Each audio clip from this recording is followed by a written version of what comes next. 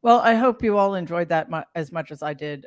Malcolm Nance is just a brilliant, fascinating man who really understands what's going on. And he, more than anybody, I think, has been sounding the alarm since at least 2016. Switching gears, we have in about 17, no, 17 minutes, the next live hearing and the second primetime hearing of the January 6th Select Committee. Every other hearing so far has been as advertised or better than advertised. So I'm not really worried anymore that this committee is overpromising and under-delivering. It has been quite the opposite every single time. So we know that there will be 2 live witnesses today, both of whom I believe resigned in as an objection to what happened on January 6th. And remember, this is all going on in the context of everything we're learning about the Secret Service. I do not believe that that will be the focus of this evening's hearing. From what I understand, they are going to go minute by minute through that 187 minutes during which Donald had ample opportunity to quell things, to calm people down, to avoid violence. And at every opportunity, he decided not to. And I know why. So hopefully the committee is going to spell that out for us, but also for the DOJ. I believe we already have joining us George Hahn, Brian Karam. Hi, guys. It is so good to see you. Good to see Hi, you. Mary. Hey, Brian. Hi. So I don't know how long you've been here, but this is promising to be something. I don't like using these terms. I heard somebody start talking about the hearings like a season of the Kardashians. Like, let's not minimize the importance of what this is. But the season finale, better than the right. Kardashians. I think we can safely say the word blockbuster, because, like I said, this committee has been under promising and over delivering practically every single time, right, George? Brian, I mean, you did it. Yes, did it. Yes, and as I said last time, I think we spoke. I would never have colorized myself as a political creature, growing up. But in this time, I would say, a hearing, it's going to be boring. I remember watching, loosely, peripherally watching, the Anita Hill hearings when those were happening. To me at that time, at that age, boring. This group has done such an incredible job, not condensing, but really getting down to the essentials, and what really matters here, to the heart of the matter. I guess maybe that's what I'm trying to say. And they've done really good work. They've done really good work. I've been really impressed. I remember at our very first live stream of the very first hearing, Brian, that one. Hi, Norm. The hats are guys, you just make me jealous with the hats. Hi, Jen. Jen. Yes. What are we going to do about the hat situation? I didn't bring any hats with me. Jen. Norm. Anyway, you were saying something, Mary. Welcome. Dean, hey, how are you? Good, how are you? Hello. I'm okay. I'm going to jump to Dean quickly because he can't stay with us for very long. And Dean, I was just saying. It's by choice. I don't want to stay with you. See, is that nice? No, it's not nice. I'm just being. I'm kidding. Good to see everyone. Hello, everybody. Good to see you. It's hat night. I forgot that. Well, it's hat night. You forgot it's hat night. I even brought one from that Chuck Todd gave me. All right. Name dropping. It's always hat night, except for those of us who don't have any hats. Anyway, Dean, we were talking about how this committee has really been over delivering, and beating expectations, and it just okay, right. Oh my God! Wow. That's hard to focus. So all the hats, all the name dropping, just get it done now. yeah, I think we get it out of All our had hats system. all night long. Hi, Full Charlotte. on costume shot. And Charlotte, if you whip a hat out, I'm gonna die. Do you have a hat? Go, Charlotte. Got a hat? What? Charlotte, do you have a hat? I didn't bring a hat, but Brian brought 19. Okay. Look at this. Oh, Nor- Oh no. my god! I don't know. Ooh, and it man. matches. Dean, I'm stay gonna with do a me. I'm gonna do a costume change. How Dean, about don't that? stay No with me. costume changes. Brian if brought you come his back Lucky later. Charms. Brian Hey, brought good. his Lucky Charms. And magically delicious. Not really. Okay, so Raise the Dean, Lost Ark. Go ahead. at the first hearing, I remember there was some skepticism about the fact that the Democrats had hired, I don't know, a Hollywood producer or some kind of producer, and we were worried that it would kind of make it seem too slick or something. But we've seen what a brilliant move it was, because it wasn't about. Although, look, as we've all said, production values matter. It's also about how complicated this is, how much information. You need a really good editor. You need somebody who understands how to tell a story. So I don't know. What do you think? Do you think it's paid off? I think it's been good. Can I just say, look, Adam's wearing a hat, so apparently Feeling I very didn't get patriotic the today. hat So memo. good. George, can we get hats? Can we take a break to get a hat? Can I make a hat? I don't can have grab time. one. Mary, first of all, can I just say what a good broadcaster you've become, and the way you answer your questions now? It's really good. I'm not kidding. I'm really. No, I'm not Despite kidding. the hat You've chaos, grown. thank you. You've grown in the 2 months I've we've grown. been doing this. I'm really going to say you've really come into your own right now. Thank you so much. Look, Dean. I think the January 6th committee has told a story. You know why we know it works? Because people talk about it. People say, Right. "Do you remember this? Remember that?" It sticks with you. It's not like, oh yeah, that thing. There are certain things. This is ridiculous. George has a hat. Charlotte's got a tiara. I mean, come on. Okay, the best I got. I'm actually on a break in my radio There you show. go. Yeah, And see, it's so the best I can do. so I think I think tonight, after tonight's hearing, it's done. I think they arrest Donald Trump after tonight's hearing. That's my thing.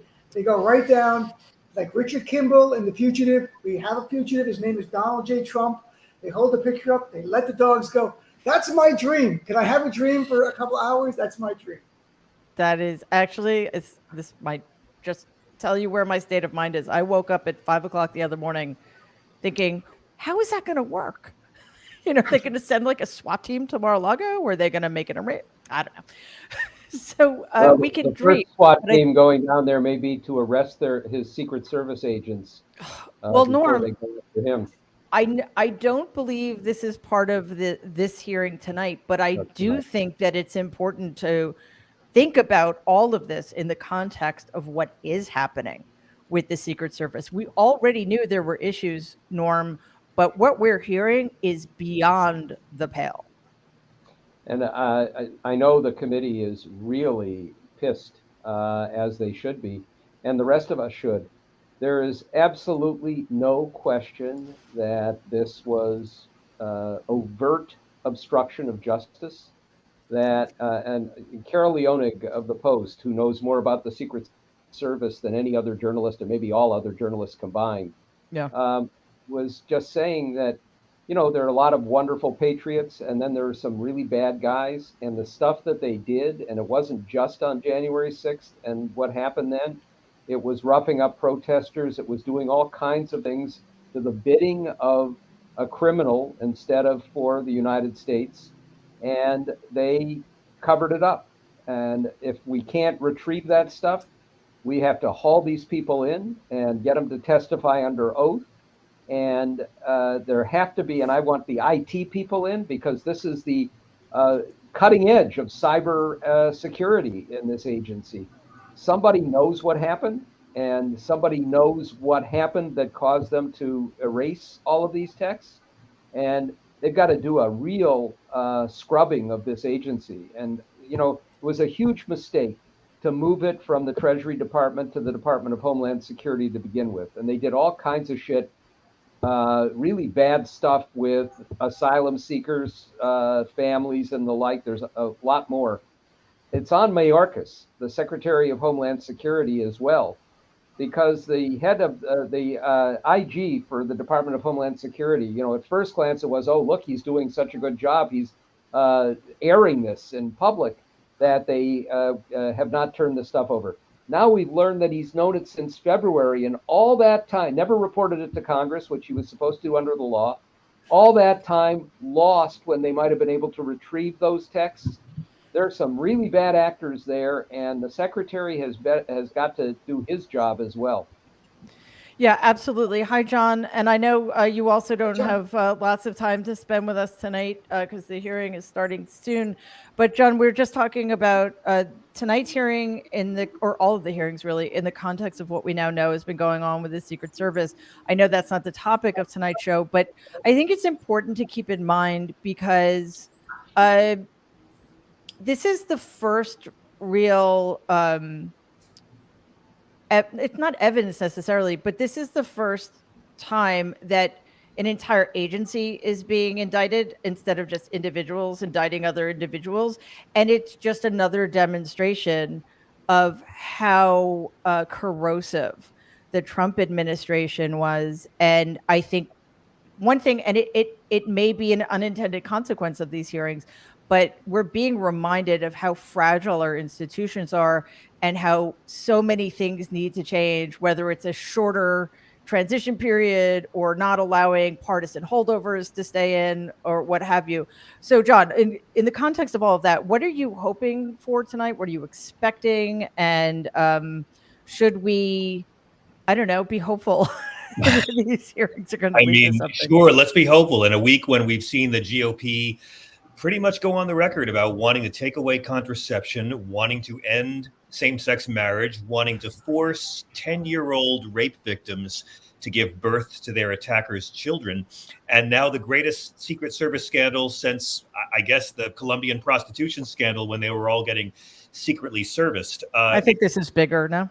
Oh, it's much bigger. Yeah. I mean, this is horrifying. This is, if I dare say, a deep state kind of conspiracy, which is why I think these hearings tonight matter more than ever, because I think the American psyche is so psyched out that we want to see some empathetic, concerned adults who are working in some civic way just acknowledge that we're shaking Merrick Garland awake and trying to hold people accountable. We need to show history that the majority of us knew this was wrong at the time. That's why the two impeachments were both so important, to show posterity that, yes, enough of us stood up to say this was wrong. Tonight's going to be fascinating because Kinzinger's leading the hearing. I'm sure.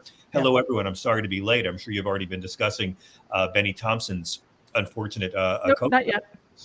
But tonight is all going to be minute by minute about what Trump was doing the entire 187 minutes. And I have to believe that these have been staged so well and produced so well that they have saved some of the most compelling information for the last night. They have to.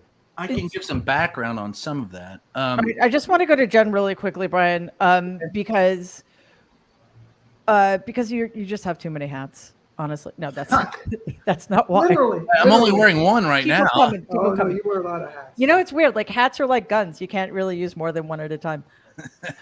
Okay, the hat thing. Wait a minute. So Jen, the reason I think that this is not the last hearing is because it seems like every time we turn around, every time another witness, there's a trail leading elsewhere. So do you think that this is something that is going to continue, because this committee is just as aware as the DOJ that you go for the king you best not miss? Yes. Yeah, I mean, I think, you pull one thread and something else happens. We can see that. I think at some point after the August recess, though, they're going to have to make a decision, because for the House, as we all know, elections are every 2 years. And I don't think past September they can be doing this. I mean, maybe these members are on the committee are secure. I haven't paid attention to. Kinzinger's not running, and Cheney's probably going to lose in the primary, so that's two. Yeah. Okay. At any rate, that's August. It's worth a shot trying to actually run for re-election. So I think at some point, but I would expect some more hearings to happen. And one little quick thing is, Donald's impact and January 6th impact on the democracy is tremendous, but there's also some small impacts. I'm down here in Washington doing research, And just a few years ago, when you could just walk into the Capitol, go knock on a door. Not even knock on an office door. I walk in, say, hey, talk to the staff, see if I can make an appointment. I treat this place like it's a university or any other kind of it's a public space. Now it's so different, and not just because of COVID. Because when I was in the building yesterday, lovely people there, but like the interns don't know it as being any different.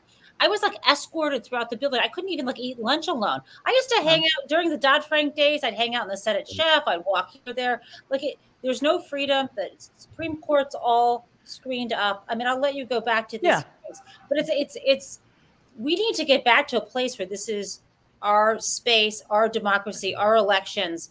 And it's not over. It is not over yet. But that's the future that the Republicans want. Adam, hang on one second. I just want Brian. I want you to go ahead with your thought, and then I want to get to Adam and Charlotte really quickly because the hearing's going to start soon. Go ahead, Brian, and then Adam, and then a Charlotte. Little background on a couple of things. Jen, you can if you have a hard pass, you can still do all of that. If you have to be signed in, you can't. That's the reality. That did start with COVID. There was a lockdown after the January 6th, and that additional lockdown is what you're seeing today. To what John was saying, the 187 minutes, I can tell you that there are many reporters that were asked about by members of the White House and by congressional staffers as to what, if we were there that day, what went on for those 187 minutes. The only thing I can contribute to that was after we got back from being attacked at the Capitol by some of those Oath Keepers guys, when we were back in the White House, there had to have been, and I'm underestimating the number of reporters, but for those 187 minutes, there were at least, of the 150 reporters that were in that building that day, give or take a few, every single one of them. And I'm not I'm not excluding anyone. I mean, everyone from Fox, Newsmax, OAN, MSNBC, CBS, ABC. We all walked into that White House lower press asking them to please have the president come out to the podium and make a statement. And we were all told that he was otherwise indisposed, and off the record, we were told he was watching it on TV. And if he felt like there was anything to say, that he would. What you're going to hear tonight is you're going to hear the people who got to see him personally and him tell them that will tell us that, because we only had secondhand information that day. And the information that we had is that he was watching it on TV and that if he felt like there was something to say, he would come out.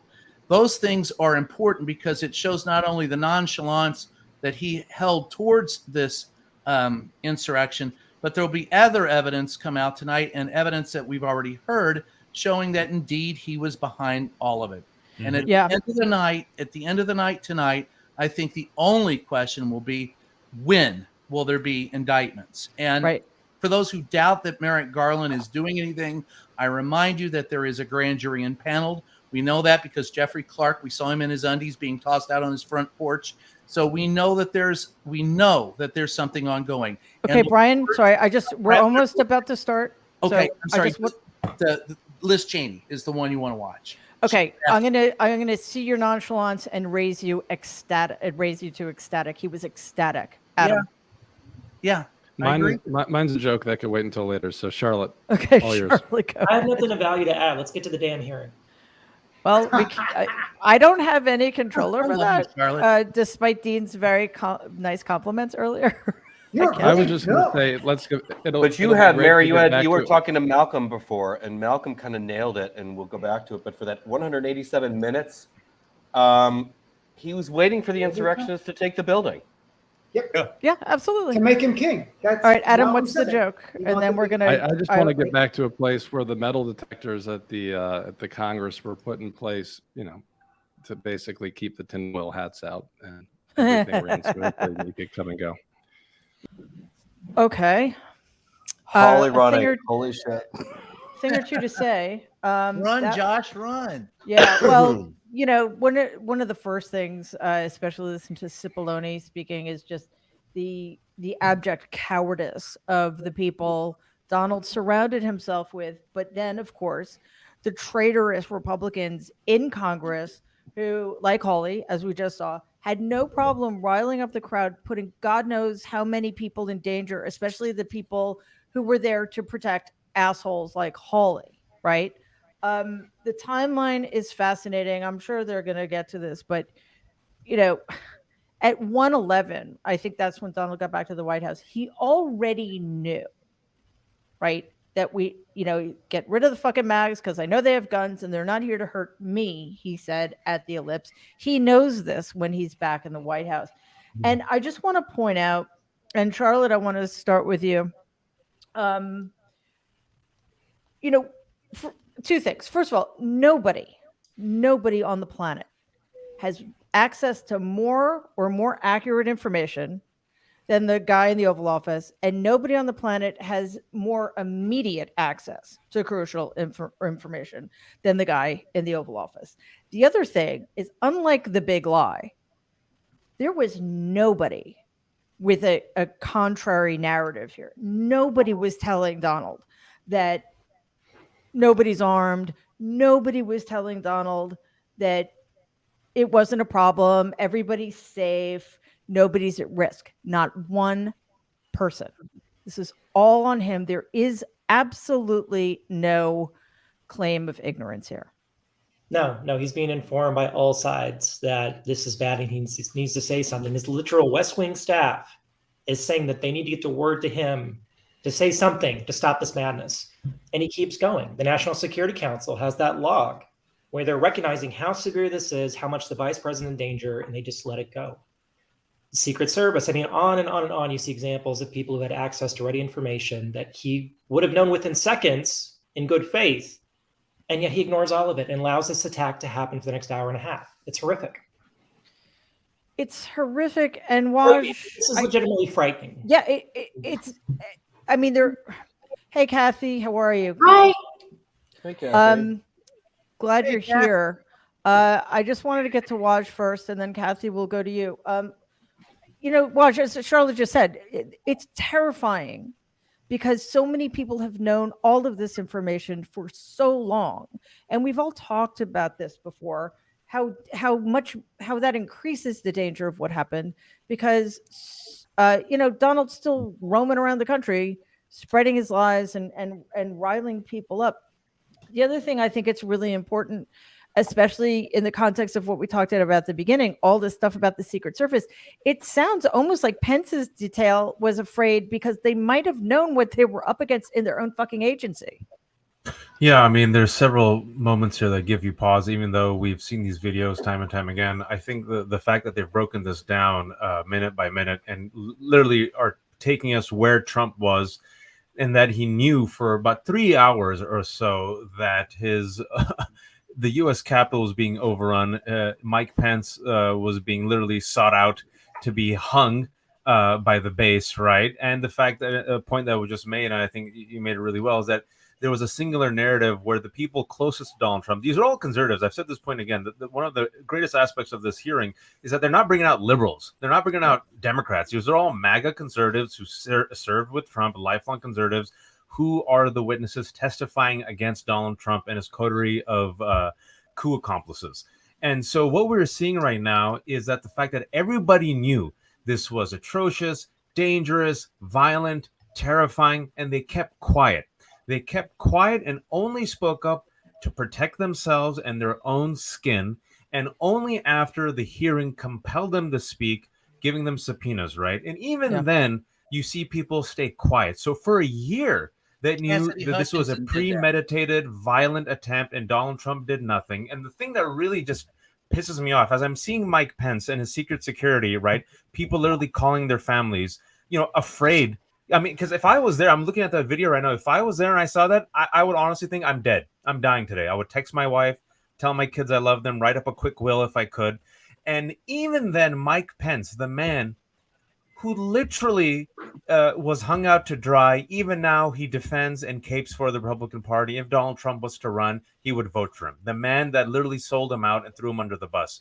And so what we're dealing with right now is not just Donald Trump, but I think an entire complicit GOP that is fully committed to the big lie, even if it means that they themselves would be assassinated, killed, or literally given up to the mob. It's a cult.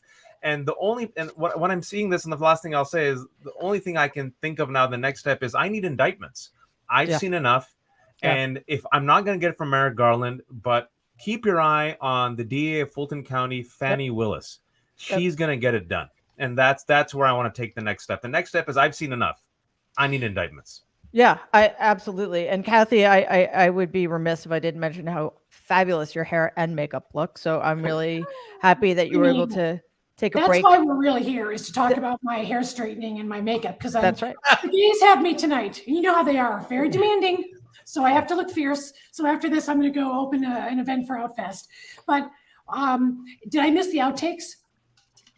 Are they? Because I heard they were showing outtakes from the go home, we all love you thing. Oh no, we didn't show those yet. No. Oh, we have ways to right? Right? Oh, that's gonna be so nothing hot. to do with the end of democracy, but just give me something. Oh. And also, I just want to, and Brian, obviously you were there. You guys know they were there, and being a psycho, I followed everything on the live stream. They were really screaming, hang Nancy Pelosi and AOC, really just as much as Mike Pence. Yep, of course. And even though Trump did the tweet about Mike let us down, I think it's interesting that the committee kind of doesn't want to go there with the misogyny stuff. Yeah. But I think that's a big part of it, because I think there's a lot of people that actually are still concerned about things like, was there really a safe button pulled off for Ayanna Pressley and stuff like that? So those questions they add to the shock and awe, which I feel when nothing will make these people just say the truth, even when it doesn't incriminate them. And Kathy, I just want to add something really quickly. I took a very quick look at Twitter, and I think Adam, you tweeted about this. The House GOP Twitter account set out a tweet attacking Sarah Matthews. It's since been taken down, but this is now like official GOP policy. Right? Right. What's a thought, by the way? Sorry to be. Thought is like a hoe, and a hoe is like a hua. Yeah. Okay. Thank you. Was a hua. I live in a bubble. She was a hua. I have a question for who's a lawyer? Well, Norm, you're like constitutional law, but Jen and Norma are legal. So there's this guy that gives me a lot of crap. His name is Elijah Schaefer, and he works for one of these daily callers, one of those. He was there, and he was in Pelosi's office with, I think it's the guy Barnett that had his feet up and stuff. Yeah. And he's been able to say he's a journalist, but he was taking pictures of her laptop. Remember the famous, they took Nancy's laptop. Mm-hmm. So I'm curious, what's going to happen to folks like that too. And I'm curious, do you guys feel that there are also journalists that are not doing the right thing? Yes. Elijah Schaefer is a scumbag, but he should be forced to testify. He should. Well, there are. Okay, wait. I respond? Brian, hang on 1 second. Let's hit Jen and then Brian. Okay. So 2 things, Kathy, because this is, what happened, what went down on January 6th absolutely was a big, violent orgy, insurrection, misogyny, all this other stuff. But the purpose of this particular committee is they say they're investigating January 6th, but really they are doing the part that Garland isn't doing, which is showing the connection, showing the role that Donald Trump played and what is the activity and the conspiracy that he was involved in that was illegal. And some of the stuff you're talking about, as egregious as it is, doesn't go to the piece about trying to overturn a lawful election directly. So I think to some degree, not mentioning the AOC threats, not mentioning Nancy Pelosi helps keep us focused on Pence, because he was the person who would, every other legal effort had failed. If Mike Pence had either been gone or succumbed to Donald's whims and thrown out the votes, that would have overturned the election. So that's, I think, I agree with you. I want all that taken care of, but I don't want the committee. I'm glad they're actually ignoring it. Right? Yeah. But I'm wondering And- if, I know it sounds crazy, but I wouldn't doubt it if Donald would be texting these like low level daily caller types and stuff. But I you don't know know. what He did that- I no, think, he did Kathy, that all hang the on one time. second, Brian, He did because I that want to every get your day. I want to get your take on the way they've laid out the layout, et cetera. But I just want to add something really quickly to Jen and Kathy.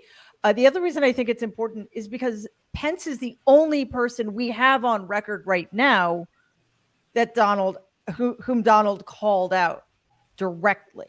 He actually, in my view, Yeah. he gave Mike Pence a death sentence. We don't know if he said anything directly about Nancy Pelosi that No, day that was all or the not. Proud Boys, and that all Right. came from the crowd. Right. So Let me Brian, catch up on a couple of facts real okay, quick. First go of all, for it. I just want to say for Kathy, when danger reared its ugly head, Sir Joshy turned his tail and fled.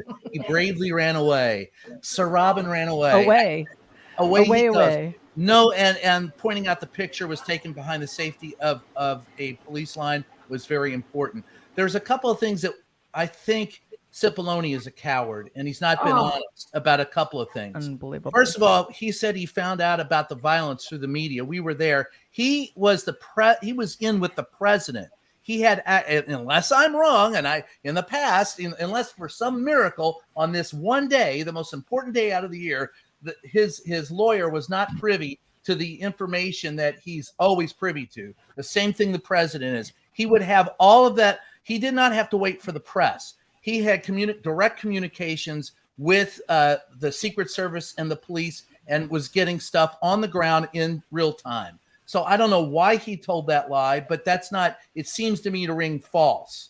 In addition, what I think you're seeing from some of these people that I know is them trying to be very judicious about things that they reacted very viscerally to on that day. I remember when that tweet came through and what was said, and you wouldn't want to repeat it. So, I mean, there were people that were very upset, and I think they're trying their best to try to line. But folks, at this point in time, I think it's ridiculous to try and play that game. Just be as honest and upfront as possible. This is what you're seeing in these 187 minutes is the distillation of the disintegration of a democracy led by a man who, for no other reason, for his own stupid ego, has to try and hold on to something that he can't, and taking everyone down with him into that black hole he would like to drag us all. But is that what you think Pence is doing, trying to hold on? I think Pence did the very minimum of what he could do.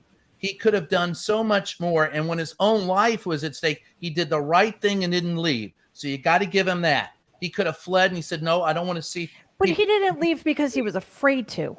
I'm sorry. At Whatever this he point, did, that's what I think is the case.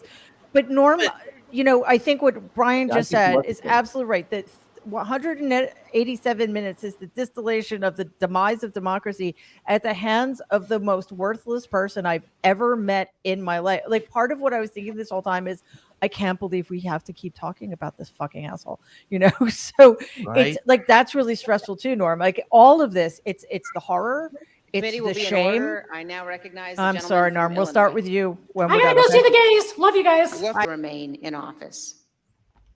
Let's put that aside for a moment and focus just on what we saw today.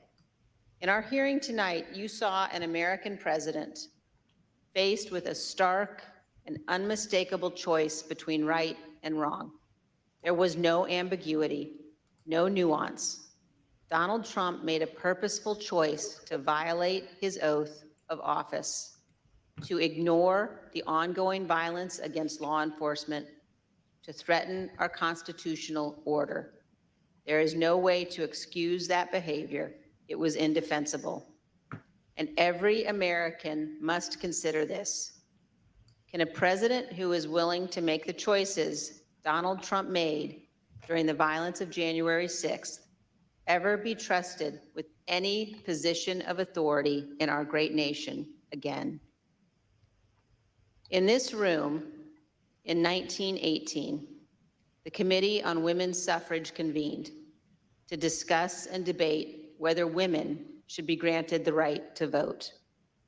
This room is full of history, and we on this committee know we have a solemn obligation not to idly squander what so many Americans have fought and died for.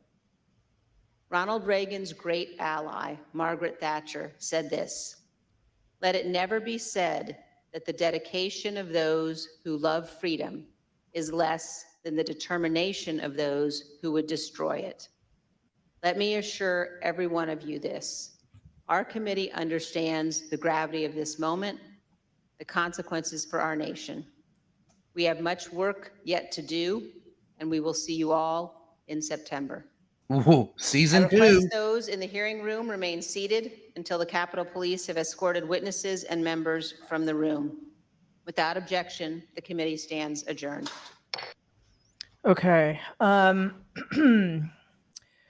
First of all, the only thing I thought was a slight misstep was when Adam Kinzinger said that Donald refused to lead. He was leading. He was leading his people. He's never given a shit about America. He's never led this country. He's only ever led his people.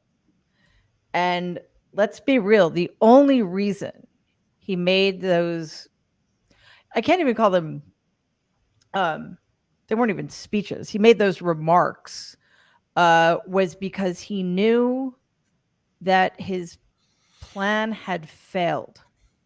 It failed when he wasn't allowed to go to the Capitol, and it failed when his people, those rioters, those insurrectionists, didn't actually hang Mike Pence or murder Nancy Pelosi.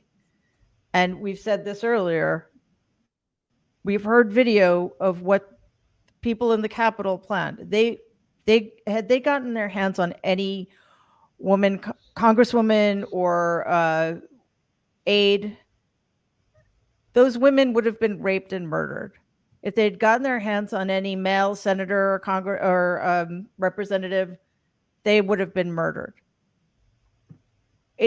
We need to keep in mind how close we came and at whose hands.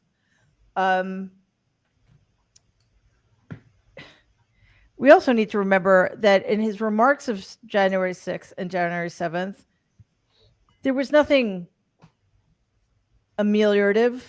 There was nothing mitigating. He left the door open, which is why this is still going on. This man needs to be led away in handcuffs. He needs to be tried, and he needs to be convicted. He needs to be kept as far away from power. This never should have happened in the first place. I think that we're learning that. He never should have been anywhere near the levers of power. He should never be free again. The damage he has wrought is inescapable. Every single person who's given video testimony is an enabler. Every single Republican, almost without exception, in Congress is an enabler. And as I said earlier, one of the things that these hearings are doing is they are exposing weaknesses in this system. Why Section 3 of the 14th Amendment hasn't been invoked. Why there are active seditionists like fucking Josh Hawley, who ran away at the first sign of trouble, hasn't been indicted, is beyond comprehension, along with the other 9 senators and over 150 Congress people. So, as is often the case at the end of these hearings, I feel this mixture of solemnity, profound sadness, and inchoate rage. It's a good For many, word. many reasons. But one, like most basically, I spoke to Malcolm Nance earlier, and he said the whiteness of those people was their entry card. If those had been black and brown people, they all would be dead. Capitol Police would have opened fire immediately. So before I start rambling incomprehensibly, those are just my immediate reactions. It's much more complicated, of course. Norm, I would like to start with you. So much to say. First, I wanted to give a hat tip to Nancy Pelosi. The members that she picked for this committee have all just been superb when they've had their moments to talk and to lead through this process. And that was particularly true tonight. Both Adam Kinzinger and Elaine Luria, I thought, were just superb, including in, of course, those closing comments. The second point is that, you know, I thought that comment that Liz Cheney made, preying on their patriotism, when you said he led people, his followers he views as saps. They will go follow him on anything that he does. You know, killing somebody, shooting somebody in broad daylight on Fifth Avenue demonstrated contempt for those people. And it's in a way sad that as members of a cult, it's like so many of those that Jim Jones actually got, other than those who were forced to drink the Kool-Aid, to do that. And it's a similar kind of phenomenon. I thought I just loved the trolling over and over of Kevin McCarthy. And of course, Josh Hawley, he will never live this down. I'd love to see him indicted, but just having the video of him running away like that, now to the tune of so many songs, Chariots of Fire and others, all of that is delicious, but of course it's a side issue. The problem that the Justice Department has here is making the link. What he should be, I think he should be charged with an accessory to attempted murder of Mike Pence. But seditious conspiracy is the place we need to go.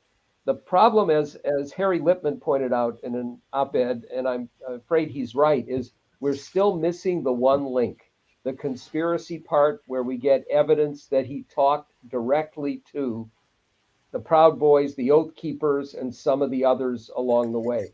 Now, you can make a case even without that. You can have a tacit conspiracy, but that's a harder case to take forward. They're going to get him on a lot of other stuff, I think. I just don't see how, having gotten through to this point, you can avoid a lot of indictments of a lot of people. And I want to come back to the fact that, as we were talking about, as you were saying, Mary, murdering members, the reality that people who went into the Capitol knew which rooms to go to. We've said this over and over, but it's the case. Somebody inside directed them to unmarked rooms of leaders. There was a direct attempt to get to Nancy Pelosi and other leaders and kill them. And it's members of Congress and it's potentially others working in the Capitol. We need to find out who those people were and nail them to the wall. There's so many people. And just finally, the last point that was made a couple of times by Kinzinger, especially at the end, and I know I've talked to members of the committee about this as well, that they have to turn the focus in the fall to the threats that remain because they're even deeper. This move to reform the Electoral Count Act is entirely commendable. They're doing some good things. It does not stop or even halt the possibility of having something much worse in 2024. And that has to be highlighted over and over again. To me, a little bit of it, the parallel is when our intelligence people talked about what Russia was going to try to do with false flags in Ukraine. You talk about it publicly, and it means that you can't lie in the same way and get away with it. We need to put out there what they're going to try to do so that if they do try to do it, it doesn't just happen of the moment and journalists will just report on what's happening. It's critical, and that has to be a good portion of what they do in the fall, even as they tie all this other stuff up. Yeah, Adam, that's a good point. This committee and these hearings need to be as forward-looking as they are backward-looking. Otherwise, a concern a lot of us have is that they'll just say it was Donald. and we're just going to go ahead as if the Republican Party is just fine. Thank you very much. Yeah, I mean, not to knock the oversight committee, but I'd love to see the January 6th committee be a concrete standing committee that is here to stay. I think we've seen more exposing of corruption and what we all believe to be true, but the facts coming to life in the past couple months than we typically see throughout Congress, and it's been eye-opening. The people that are actually coming forward and giving their testimony under oath behind closed doors and then doing it publicly are not only true and factual, but we see that the people that are slamming them and attacking them are proved to be wrong within days. And I think, what Cassidy Hutchinson did, the one mistake that Peter Alexander made, that anonymous source has come to light, and it's exposed an incredible amount of corruption that many thought were there with Secret Service.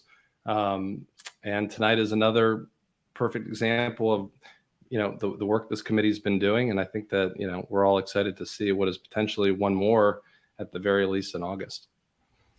Yeah, the only quick thing I'll say is the fact that they're going on recess makes me insane. I don't understand why Schumer is allowing that to happen in this particularly. This is a very important year. We're running out of time before the election.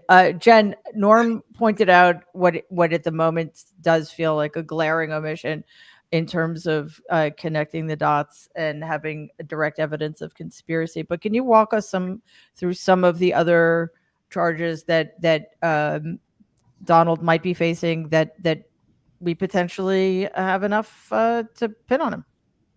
Yeah, so I agree with Norm and Harry Littman, of course, because in terms of the both seditious conspiracy as well as conspiracy to defraud the U.S. are the ones that seem like the ideal statutes to use. But there are, and you could, and I agree with Norm, go to trial with this, but of course you always want just a little bit more because, for the jury. But there are other statutes, and one that I have in mind is rebellion or insurrection.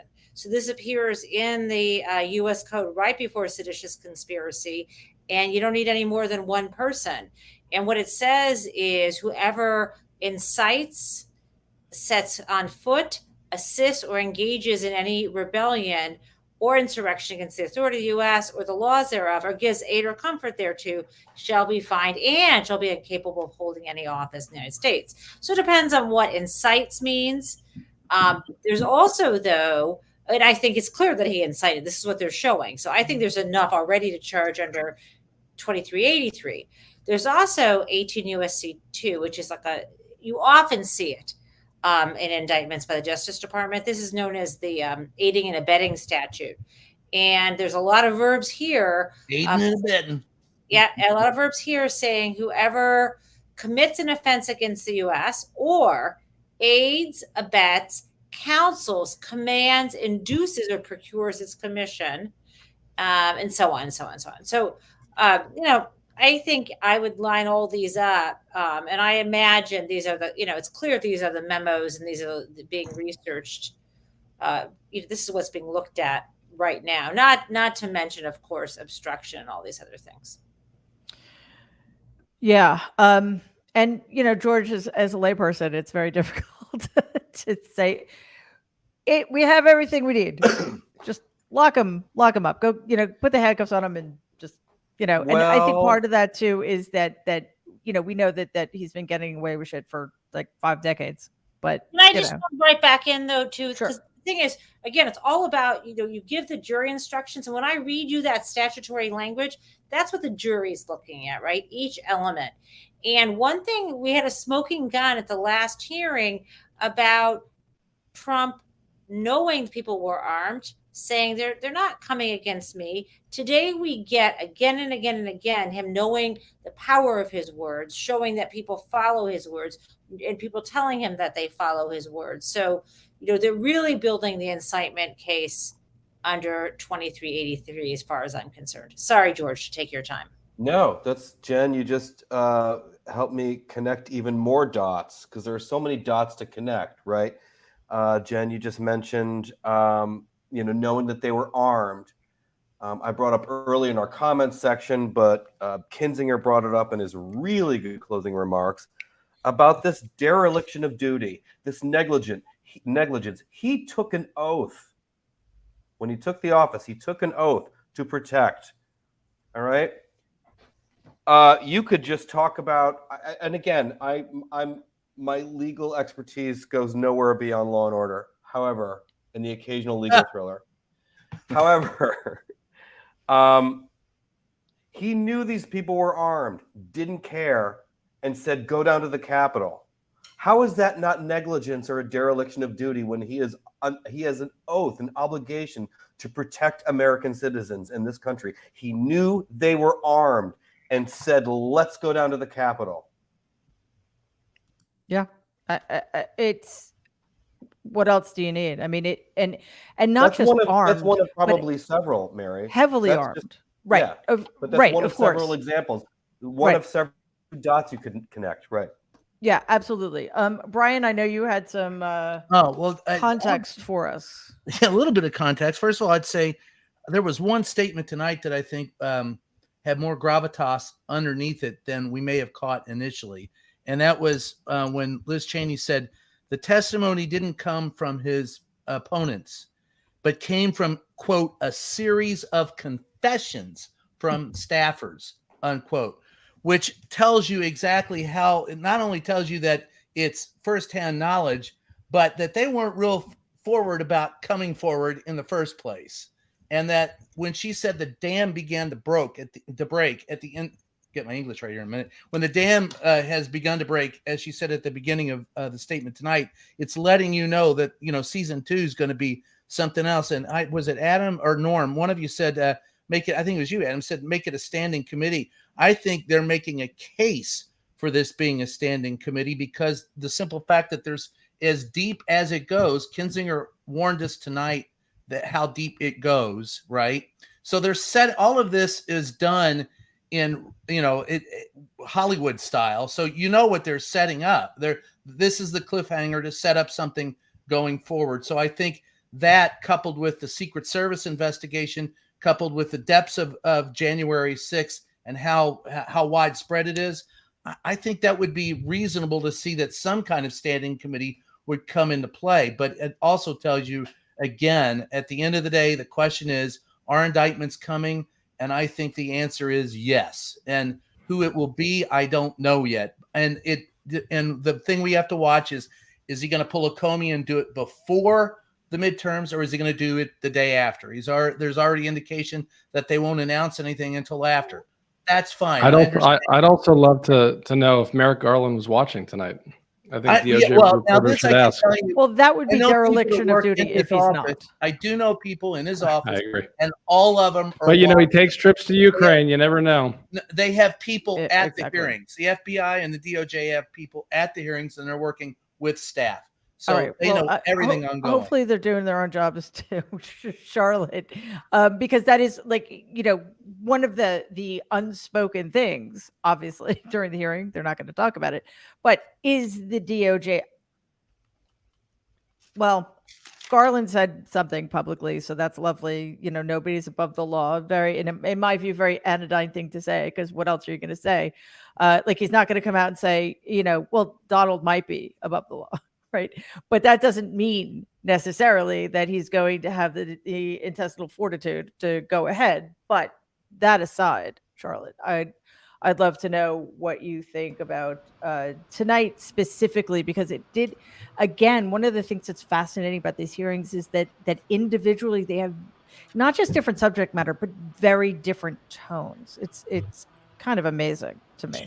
Yeah, I mean, we've done a couple of these broadcasts that I've been part of with you, Mary, and the not criticism, but the concern that I've had every time is that it felt like, yes, these are compelling moments, but is this going to move the needle? Is this going to resonate with the public in a way that it's effective in the general election? That's been my main concern. Mm-hmm. And none of the hearings so far, as compelling as they've been to watch, felt like they were going to move the needle that much, just to be honest with you. Tonight felt different. Tonight felt very different. Tonight felt scary as hell. It felt frightening. Yeah. It felt like I don't know. It was just the opposite of the, bullshit political circus shtick that we've seen so often. It was very real. It was very visceral. And it feels as though this is going to resonate with the American public in a way that the previous hearings did not. Yeah. That is such a good point, because it was so specific, laser focusing on what may go down in history as the most crucial 187 minutes in the White House, potentially in this country, was not just compelling, Waj, but convincing. And I'm not talking about we don't need to be convinced of anything except that Merrick Garland is going to do his job. But I think Charlotte's absolutely right. This is going to resonate with people who aren't as tapped in or who aren't as convinced.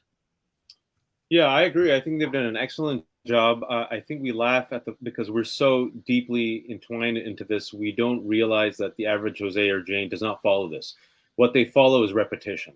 Something has to be repeated ad nauseum again and again and again, and it creates an emotion, and it creates characters, it creates a narrative that sticks in their brain, that when they go to the poll, they go, that Hillary Clinton, I don't know. She's corrupt. Didn't she do the emails, the Benghazi? Didn't that Comey come out? Which was part and parcel of the plan for a year leading up to the 2016 election. Very deliberately, as we know, Steve Bannon, Republicans, deliberately put out this message, both through mainstream sources with the book, Clinton Cash, and then Kevin McCarthy, who, again, exquisite failure of Kevin McCarthy. I just love the fact that he's getting flamed, his incompetence. It's glorious. The more that man is humiliated, the better. The fact that in 2015, he openly admitted we only did Benghazi to hurt Clinton's presidential chances. Now, taking that strategy, what we've discussed on strategy sessions, your other show, Mary, is this narrative that Democrats can create right now to attack Republicans. And I think the overarching narrative is that they are coming after your freedom. They do not care about democracy. They are an extremist threat, a counter-majoritarian threat. And you saw Adam Kinzinger get there towards the end. He said there's an elephant in the room. And the elephant in the room that he was talking about was his fellow GOP colleagues, who are now all part and parcel of the big lie. And today was the same day where 96% of his colleagues in the House in 2022 said, we're going to vote against the right to contraceptives. And this is a few days after marriage equality. And this is on the heels of now not just going against abortion, but I don't know if you guys have been following it, more and more Republicans are doubling down on zero exceptions to rape and incest, right? So you got these winning issues on climate change, gun control, contraceptives, marriage equality. And for us, it's the big elephant in the room is the ongoing coup attempt. It has not stopped. Norm mentioned, and I hope people are paying attention, we mentioned this on your show before, the Supreme Court case that they decided to hear, Moore v. Harper, is going to decide whether or not the coup attempt, the bullshit legal theory, the legal theory in search of a coup, the coup in search of a legal theory, will be given the green stamp, the go signal by the 6 extremists on the Supreme Court. So yes, there's some electoral reform happening this week. Awesome. But it still remains to be seen. And so if in that narrative that this is not your dad's GOP, this is not your granddaddy's GOP, this is a radicalized, weaponized force that is so unhinged that they decided to take over the Capitol, and they still have allegiance to this selfish vulgarian Donald Trump, who from the evidence seems utterly complicit in this premeditated attack on our democracy. And not only that, they're coming after women, they're coming, don't say gay, they're banning books, and they're coming after contraceptives. We talk about the midterms, and if you look at the polls just from the last 2 weeks. Sounds like a Saturday night in Kentucky, Waj. Yeah, if you look at the polls just from the last 2 weeks, people are paying attention. The midterms have finally gone competitive, and enough people are like, holy shit, there's something here. And so never underestimate the power of a narrative that is simple to digest and is repeated. And to cinch it off with tonight, you saw the timeline, you saw the chronology, you saw the video, you saw narrators who were conservatives who echoed and affirmed that Donald Trump was utterly complicit. You saw shocking footage. And I think that footage, we become numb to it, but each time we see it, even when it's outtakes, it's like, holy shit. And especially that chilling phone. I mean, we laugh about Holly. There were a lot of funny things there, but the one that really stuck out was that very chilling phone call from the VP's security detail to his family. Like they thought they were going to die. And you know, Tucker said, oh, they weren't violent. That was the Fox News false flag bullshit. They were violent. They came with violent intent.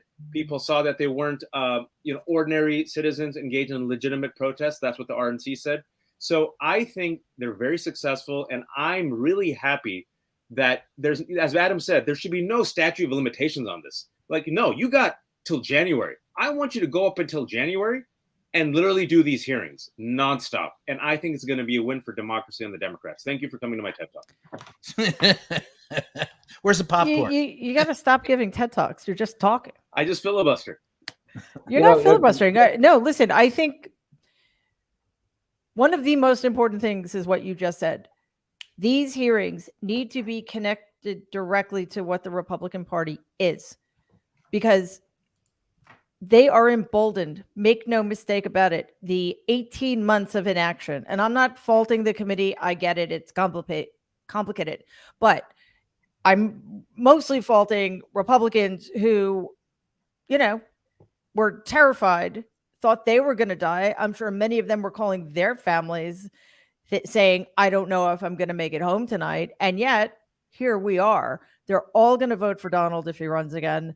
So, but that's 18 months in which not just the Republican Party has become emboldened, but Donald supporters have become emboldened. More people have been infected with the lies. And, we need to connect what happened in January 6th before and after with the power grab that is going on right now. I said it earlier. They are going after the right to privacy, and they are playing for keeps. It seems like this committee is doing that too. One of my favorite things is that the two people who seem to have no fucks left to give, are not pulling any punches, and are using the kind of language that is going to break through, are Adam Kinzinger and Liz Cheney. Oh, and Donald Trump. Don't forget Donald Trump. Remember, yesterday is a hard word for him to use. That was very eloquent. And he just went to Robin Voss. He's still trying to overturn the results of the election. That hasn't ended. One thing following up on what Waj said, I'd love to see the committee bring in the Secret Service agents who called their families and said we're going to die, and have them talk about the other Secret Service agents that they knew were conspiring to get them killed along with Mike Pence. We may not need the texts that were deleted if we can get some of these honest Secret Service agents to talk about their traitorous brethren. But hang on a second, Brian, because I just want to make this point really quickly. That was one of the most chilling things, though. They had to have their voices disguised, not because, as in the case with Cassidy Hutchinson or I'm sorry, I don't remember her name, the woman who testified, Sarah Matthews. Thank you, Sarah. I was going to say Sarah Marshall, but that's a different person. These two women have to worry about the maggots, right? These Secret Service people who had to have their voices altered and couldn't be seen on camera, I think they're worrying about their own friggin' colleagues. It's just they might still be on the job too, and that may be the only condition by which they were allowed to speak. I didn't get that impression, to be perfectly honest with you. Yeah. I think it was explicitly said that I think so. Anyway. Well, Mary, can I say Dan Bongino, who, for those of you who don't know and follow the right-wing ecosystem, unfortunately, is one of the leading podcasters, right? He was a 12-year Secret Service member. And so this is a very deeply tied incestuous community. So exactly what you're saying, the reason why they're worried is because claimed he protected Hillary Clinton. There you go. That's it's incredible. So listen, there's so much more that needs to be uncovered. We talked about it briefly about, the Fox News is blasting on every single army base in the world, and the Secret Service is completely compromised, and on and on and on. So it's really late. The hearing went very long. Brian has one more thing to say. I just want to say thank you because